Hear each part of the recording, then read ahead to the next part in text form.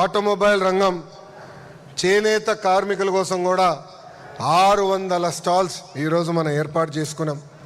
Helicopter రైడ్లు కానివ్వండి, పారామోటరింగ్ కూడా ఇక్కడ ఏర్పాటు చేస్తాం జరిగింది. ఆంధ్ర భోజనాలతో పాటు భారతదేశంలో ఉన్న అన్ని కుజిన్స్ కూడా విజయవాడకి ఈరోజు తీసుకొస్తాం జరిగింది. ఇప్పటి వరకు దేశం మొత్తం మైసూరు ఉత్సవాల గురించి మాట్లాడేవారు. ఇప్పుడు ఆ చరిత్ర విజయవాడ ప్రజలు విజయవాడ ఉత్సవాల ద్వారా తీర్చిదిద్దాలని కోరుతున్నాం. ఈ ఉత్సవాల్లో పాల్గొనడానికి కొంచెం నాకు ఇబ్బందికరమైన పరిస్థితి. భారతదేశంలో నేను ఎక్కడికి వెళ్ళినా నన్ను గుర్తుపడతారు, ఫ్రీగా తిరగలేను.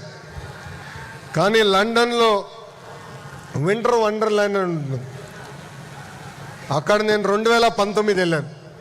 దశాబ్దాలుగా అద్భుతంగా అక్కడ నిర్వహించడం జరిగింది. సో ఇక్కడున్న ఆర్గనైజర్స్ అందరు నేను కోరుతున్నా, ఇది కేవలం వన్ టైం వండర్గా కాకుండా ప్రతి సంవత్సరం అద్భుతంగా నిర్వహించాలని వాళ్ళని నేను కోరుకుంటూ, ఇదొక పర్మనెంట్ అట్రాక్షన్గా ఉండాలి. టూరిజంని పెద్ద ఎత్తున ప్రోత్సహించాలి. అమరావతి పనులు కూడా వేగంగా జరుగుతున్నాయి. అందుకే విజయవాడ కేంద్రంగా ఒక కల్చరల్ ఫెస్ట్గా ఇది మారాలని ఆర్గనైజర్స్ అందరు నేను కోరుకుంటూ, ప్రభుత్వం పరంగా మా సహకారం ఎప్పుడు మీకు ఉంటుంది.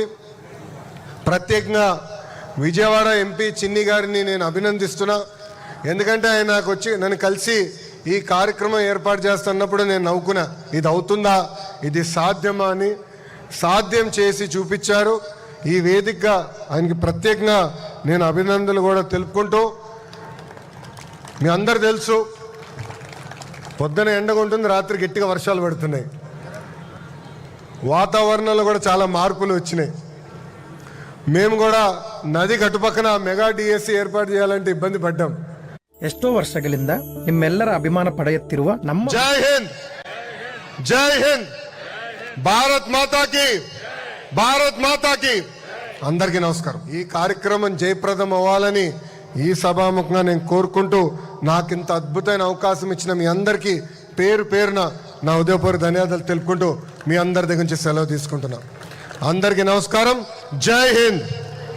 గట్టిగా చెప్పాలి, జై హింద్, జై హింద్, భారత్ మాతాకి, భారత్ మాతాకి. అందరికీ నమస్కారం.